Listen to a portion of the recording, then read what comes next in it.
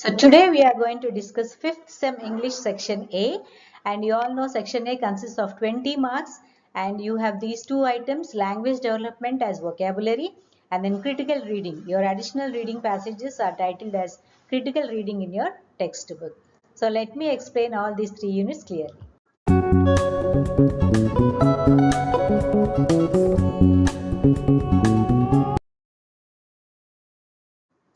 So first in this video we are going to discuss the language development items under vocabulary.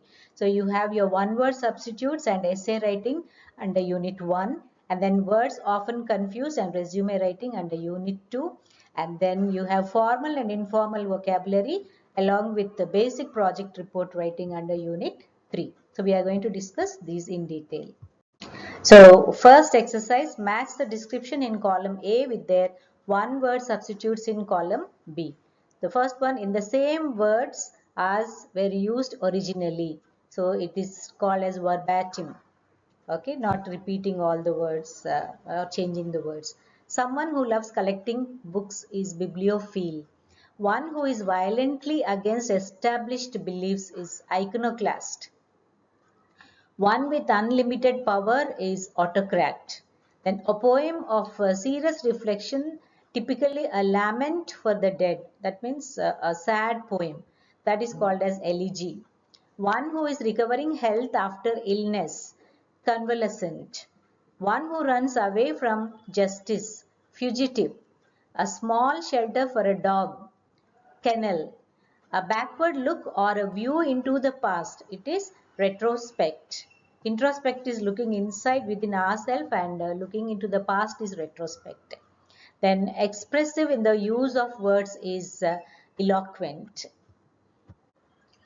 Then you have next exercise, fill in the blanks with suitable forms of words from the given box. There are a group of words given.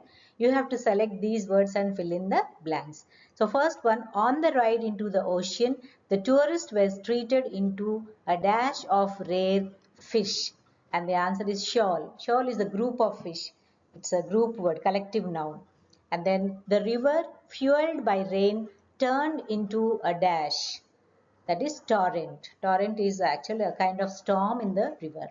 One should learn to be a dash occasionally to discover oneself. So recluse means being alone. The patient went missing only to be found sleeping in the balcony. The doctors discovered that he was a somnambulist. So, sixth one. In ancient Indian language, it is believed that people after reaching a certain advanced age become stoic. Stoic means expressionless and without any emotions.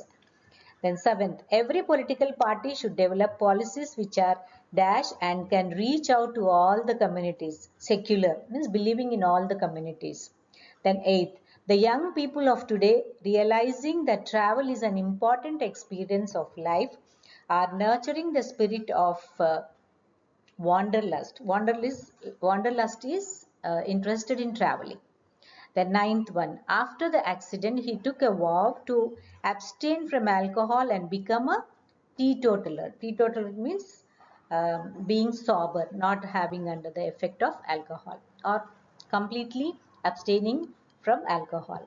Tenth one, after the storm, the rich of the town came forward to rebuild homes, schools and hospitals.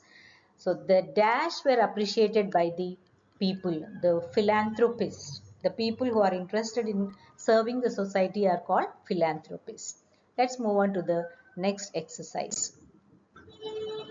And this write one word substitutes for the following phrases. First one, incapable of being corrected or reformed. Incorrigible. These are very important from the examination point of view, students. You may get questions from here. Words inscribed on a tomb. They are called as epitaph. One who is not a professional is unprofessional. Then fourth one, showing complete agreement of same or of same opinion, and it is solidarity. Then no longer used or outdated. This you know very well, cliche. Last year you had an exercise on this, or a unit, subunit on cliches. Then sixth, one who can do anything for money is mercenary. Seventh, ability to do several things at the same time, multitasking. Then eighth, can be understood in more than one way. That is ambiguous. Ninth, one who draws maps is called as a cartographer. And then tenth, able to use hands skillfully, and it is called as dexterity. Okay, let us move on to the next unit, that is essay writing, which is very, very important, students. The word essay literally means an attempt to write. So actually in essay, you know, what is the objective? Why do we write an essay? Either to inform or to persuade the reader. Persuade means convince the reader about what you are trying to tell. And then first, there are some steps to write an essay. First, you create a context. That is, you start. That is your introduction about your topic. So it should be very attractive and it should attract the attention of the reader. That is the purpose of creating a context about what you are going to talk. Then you will state the facts, explain the process, analyze the effectiveness, and then discuss the strengths and areas of improvement. This is the second step. You'll be elaborating on your essay, the topic. So many aspects are there in the second step, and that is called as supporting ideas. So this will be in many paragraphs. And the last one is your conclude. You will conclude it with a very impressive note. That comes under the last step as conclusion. So all these are written in paragraphs. So first paragraph, your introduction. Then 3 or 4 paragraphs will be your supporting ideas, and the last one will be your conclusion. So first you should know how to write a paragraph. You have already learnt it in your last year's syllabus, students. So the paragraph comprises a topic sentence and 5 to 6 sentences. So the first will be the introductory sentence or the topic sentence, and followed by 2 or 3 supporting sentences, and the last one will be concluding sentence. But there are two important aspects of writing a paragraph. The first one is cohesiveness. What is cohesiveness? It is actually the grammatical and the lexical competence. Means your sentences will be grammatically correct, and then the lexical means the appropriate vocabulary should be used. That is called as lexical competency, students. So it should be there, cohesiveness. And the next one is coherence. Coherence means linking, the logicality in the sentences. So every sentence should be meaningful. That is called as coherence. So these are the two important aspects of writing a paragraph. So if you master the art of writing a paragraph correctly, then you can expand it into essays. So this is the basic structure of essay writing, students. Hope you understood it. And now you are going to write.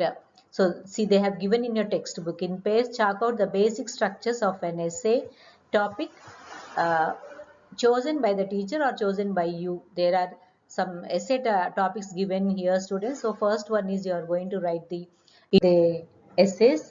First one is introduction, and then you have your analysis, and then you have your conclusion, and these are the three topics you are going to write in your essay and prepare well, students. Okay, now moving on to the next unit 2, you have words often confused and resume writing. So under words often confused, why do you get confused? Because sometimes the words sound the same. So unless and until we look at the spelling, we don't understand that there is a difference between the two words. Like see here, lead and lead. They sound the same. LED lead, and then you have LEAD lead. One is lead is the past tense of leading, and the second one is the element or the metal which is used in your pencil. Okay, lead. It's the non-conductive metal. Then accept and accept. Little bit of similarity in the pronunciation. So you should know the meanings correctly. Accepting is agreeing. Then accept is something which stands out. Then through and through. This is exactly the same pronunciation. Through is the past tense of throw, and through is a preposition passing through something. Okay. Affect and effect. So affect is the verb. She is affected with COVID, or she is affected with jaundice, like that, getting affected. Effect is the noun. The effect of floods is very severe. So it is the noun. Then among and between. This is also very important preposition. Among we use in the here there is no similarity in the pronunciation, but the meaning can be confusing. Where do we use among and where do we use between. Among we use in a group, and then between is used only for two things. Something is in between two things. So that is how we have to discuss, students, and know the differences very clearly. And let us visit. We are continuing it. Match the words in the first column with their definitions in the second column. So what is the meaning of or the definition of addition? It is E. Refers to something which is added. Then addition is F. That is refers to a particular version of a book, newspaper, etc. That is called as addition. Then the third one is resume. So what is the definition or the meaning of resume? To begin again after stopping. So if I stop something in the middle and I come back, then I'm resuming the lesson. Then the fourth one is resume. Resume means a short document describing your education, work history, etc. When you are applying for a job, you will be writing a resume. Then fifth one is allude. Allude means to speak of something or someone in an indirect way, not talking directly or imagining, or it's an interlocution, the communication. Then the sixth one is elude. Allude and elude. So the meaning is to avoid or escape someone or something. Okay. Then seventh is detract. Detract means to reduce the strength, value, or importance of something is detract. The ninth is climatic. Climatic is relating to climate. And then climactic. Climactic is related to the word climax. In the end, movie, in the end you will go to the climax, the suspense is revealed. That is called as climactic. Let us move on to the next exercise. Fill in the blanks with the correct word. If you dash up straight, you can avoid neck pain. Two sets are given. One set is given here, students. Two words, set and sit. So which is the correct one? It is sit. If you sit up straight. Second one, a few medicines have other dash besides the intended one. Affects or effects? I told you effect is a noun, so here noun is used. So few medicines have other effects. You talk about side effects, don't you? Then 3. Tarun has come up with a good dash for our group presentation. Ideal or idea. These are the two words given, students. So idea is the right word. John is dash in dancing. Adopt or adept. So the correct word is adept, means skill, skillful. Adopt means getting habituated or adapting oneself or accepting, adopting. She paid no heed to my dash. Advice or advice. This is very, very important, students. Many people get confused with these two words. Look at the difference. First one has S and the second one has C. Both are correct. So when S is there, it is a verb, and C is there when it is a noun, advice. Okay. So to my advice, and the answer is advice. Okay. I am advising you. Then it will be S. Same way, the practice also. When you write S in practice, it is a verb. I am practicing grammar. Or if C is written, I gave a practice to my students. I gave a practice of grammar exercises to my students. So verb and noun. So remember the spellings very clearly, students. Sixth one. If your dash is to any man present here, do name him. Allusion or illusion. Just now we talked about allusion, means imagining, or indirectly, speaking indirectly. So if you are hinting, giving a hint to any man present here, do name him. So allusion. Illusion means having dreams, daydreams. Seventh one. I'm sorry I believed in this dash policy of our government. Dual or dual. So dual, dual is double. So double policies means they don't stick to one thing. Duel is a dialogue between two people, or a fight between two people is called duel. D-U-E-L. Then eighth one, a wandering dash attacked the village's food stores. Horde or horde. So it is the horde. Means dash or a band of thieves. Sorry, it's a band of attackers. Ninth, dash are part of the elk, caribou and moose family. So deer, it's a kind of elk or the deer family. Last one we find wild dash in Asia 2. BORES, boars or BOARS? Boars is the right answer. That is wild pig. Then resume writing is also very important, students. I made a video on this resume writing. Please, the links are provided in the description box. You can go through it very clearly. I have explained the differences between resume, CV and biodata. These are the three important documents, and they will be asking you to write either the general features of the CV. CV is nothing but the curriculum vitae, and it is derived from Latin. And resume is the summary of your achievements and your education. And CV actually means in Latin course of life. So what all things you have done or you have achieved in your life, you will be writing in your CV, and it is a longer document. Resume is a shorter document, and CV is a longer document.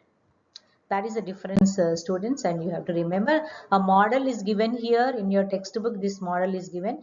Either they may ask you to write a CV, your personal CV. So you have to imagine all the qualifications and the achievements and accolades and write it in your CV, or the general structure of the CV they may ask you. And then formal and informal vocabulary, this is from unit 3. So sometimes, when we speak, we need not worry about the seriousness of the topic. We can use a little bit of a slang kind of language also we can use, but when we are writing, it should be very, very official. So the thing you have to know is the difference between the formal and informal vocabulary, and they have given you the examples here. So the formal language is characterized by longer sentences, specific vocabulary and grammatical accuracy. So it should be very, very specific and grammatically correct when you write. But when you speak, okay, some kind of liberality you can take. Okay. Then comes the informal language does not follow the formal rules of language and frequently uses contractions. Contractions means with apostrophe you find, like I had, you can say I would can be spoken as I would. Like that, apostrophe and the words are contractions.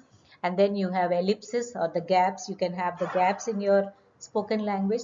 So they have given you a list of words, students, in your textbook, and I advise you to go through all the words in the list provided.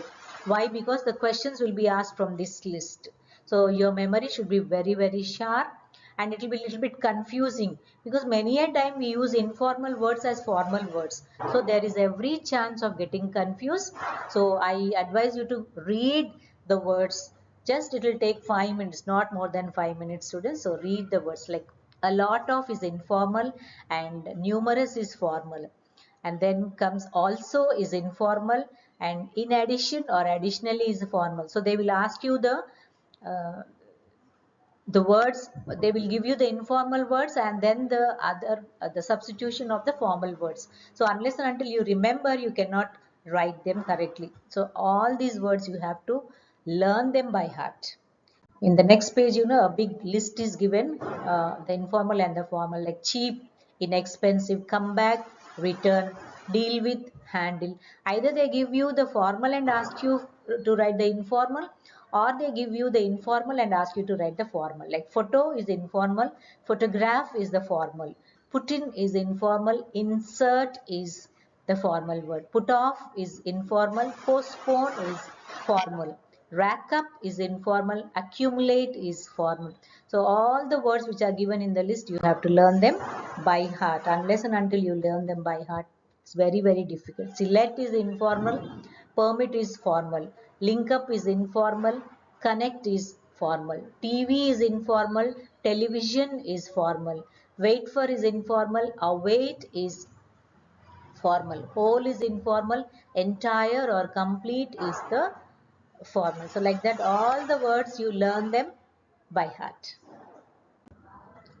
Then these are the examination type of questions, students. Identify formal or informal sentences from the following. So they have given the set of sentences. You have to identify which is the formal and which is the informal. The study examined the health effects of passive smoking. So examine, and the second sentence says the study checked out the health effects. So which is formal? The first one is the formal sentence. The second set, I went to Canada last month. I have several things to tell you. I went to Canada last month. Lots to tell you. So which is formal? The first one is the formal sentence. The beggar I met in Abbots was a millionaire. The beggar whom I met in Abbots was a millionaire. So which one is formal? The second one is formal. Whom I met is formal. You cannot say the beggar I met. Spoken language, it's okay. But written, you have to say whom I met. The next exercise, identify the formal and informal words after. What? Which one is after? After is actually informal word, students. As a result is in addition. Okay, write the informal equivalents to the formal words given below. So however, what is the informal word? But is the informal word. In addition, also, moreover, and furthermore, besides, therefore, so. Discuss, talk. I wish to, I want to. Issue, matter. Remove, take out. I will contact, I will talk. So these are the informal words. Next one, write the formal equivalents to the informal words given below. To start, commence, end, close, try, put an effort, wrong, incorrect, in the end, finally, cheap, inexpensive, find out, discover, look at, examine, make up, compensate, okay, acceptable. So these are the formal equivalents. So you have to learn them very clearly, students. Short questions in the examination. The next exercise, identify the underlined words as formal or informal and use it in your own sentences. So I saw kids were playing in the garden. So kids is informal. Then I believe that Karuna Kantam writes only novels. So it is formal sentence. Believe is a formal word.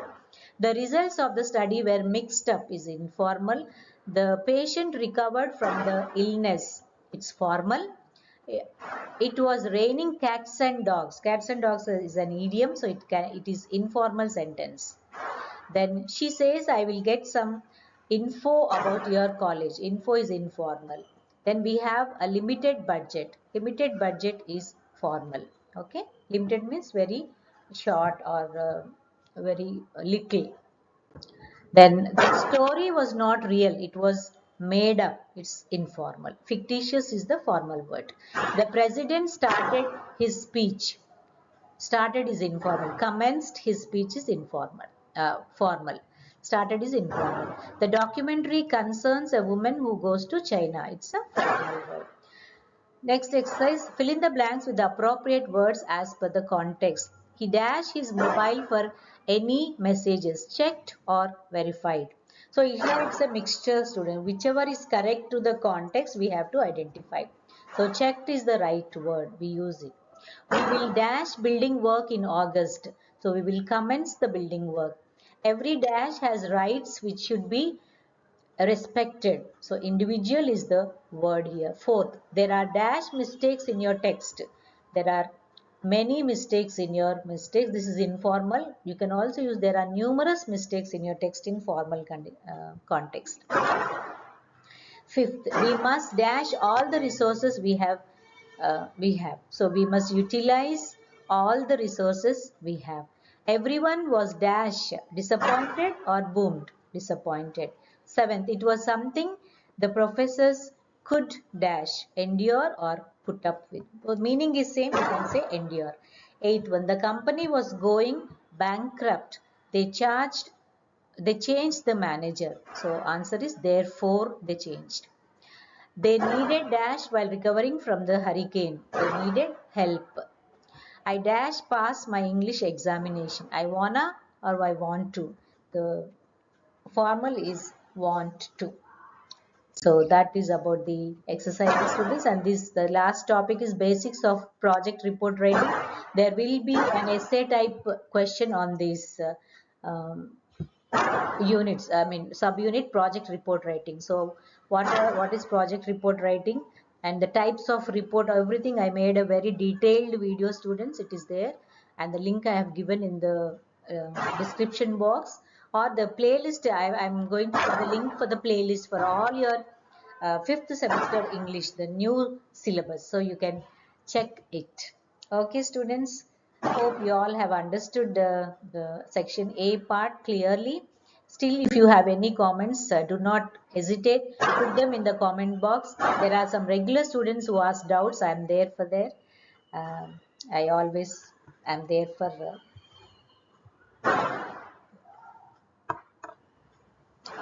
So in the next video, you are going to learn about critical reading passages, and then the important questions, how the questions are asked and how to solve. And I hope you have understood, students. Still, again, if you have any doubts, you can ask me in the comment section without any hesitation. Okay. And thanks for watching. And as always, I ask you, please like, share if you felt that this tutorial made sense, and subscribe if you want. Bye bye for now. Take care. Next, we'll meet up in the next video.